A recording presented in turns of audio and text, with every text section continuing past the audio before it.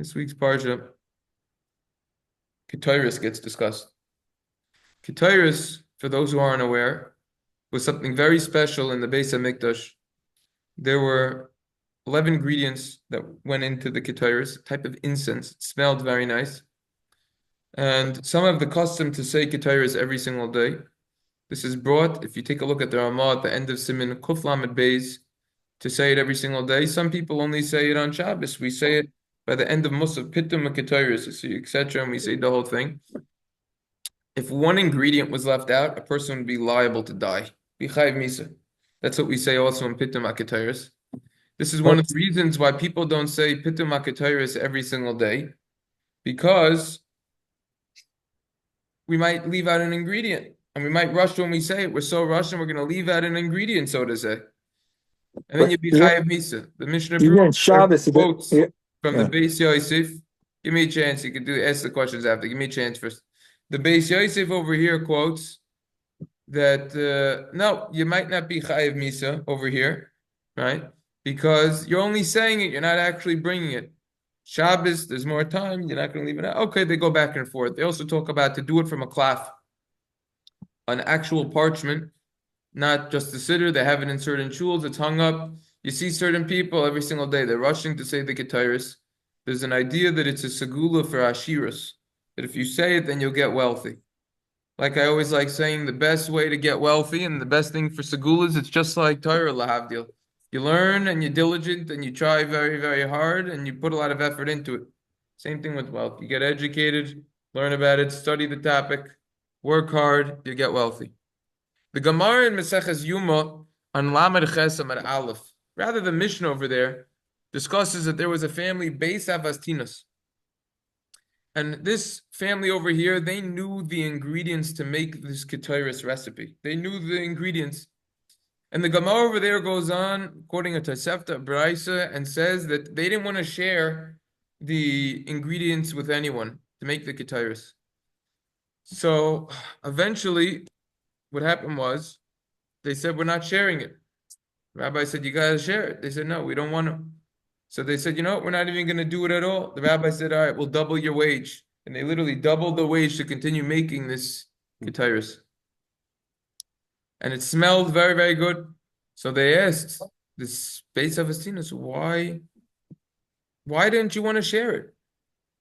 They said, we have a tradition that one day the Beis Hamikdash will get destroyed, and we don't want the recipe falling in the hands of the wrong people. And they tried duplicating it. These people, professionals, special craftsmen and workers from Egypt, they tried imitating it, and they got every single ingredient perfect, except for one. One aspect of the ketores they didn't do. The ketores, very, very good. The smoke of the ketores went straight up. But when these imitators tried to do it, it went from side to side, the smoke. So ask the Beis Yosef and others. So then why didn't they die? The Chayiv Misa, they messed up the ketores. So he has a whole lumdus over there, and he says that no. They had all the ingredients. They just didn't know how to get the cherry on the cake. They didn't know how to get the smoke right. So comes along the Gemara over here and says at the end of this, look at the whole Gemara. It takes up a lot of real estate over there. The Gemara says we see from here something that's incredible. We see two things. Ein malchus noigas b'chaverta afiu kolo inima, that a king cannot start reigning even 1 millisecond before he's ready to go into power. You think about what happened over here with the whole Trump story. With last term, he missed it. This term, he got it. Hashem had a plan. He wasn't ready. And you see something else. That when you try to affect a person's parnasa, you're not going to touch it. That a person's parnasa is already decreed, similar to the Gemara in Maseches Beitza and Tev Zayin, the beginning of the second parak. It's predetermined what we will make in the beginning of the year Rosh Hashanah. So you see that that's what happened over here. That what? That they tried messing with the parnasa of the family of Avastinas, Beis Avastinas, and they couldn't touch the thing. They couldn't touch it. That's what you see from over here. So with this comes along Rav Pam Zatzal, and he says that we could talk about Hasagas Gvul. Hasagas Gvul, right? We have to learn the concept over here that whatever is destined for us to make, that's what we're going to get no matter what. Parnos isn't a gift of others' generosity or goodwill, Rashi explains. It's the livelihood that Hashem bestowed upon us that we are going to get, which is decreed. Hashem decreed that the house of Avastinas would retain their monopoly on the production of the ketores. Despite the attempt of all the sages to replace them, they retain their monopoly. And in fact, the sages were required to double their salary. Fortunate is the person who could truly internalize this statement. How much machloikis, argument, anger, bitterness, hatred, and even physical violence has resulted for people who feel that their income, that their parnos is being threatened by others. Of course, there are guidelines where the Shulchan Aruch and Choshen Mishpat and Simin, Kuf Nun Vav, Sif Hey, and there's the Piskei Tshuva over there, and Sif Kotan Vav permits one to defend himself from Hasagas Gvul or violations of business infringement.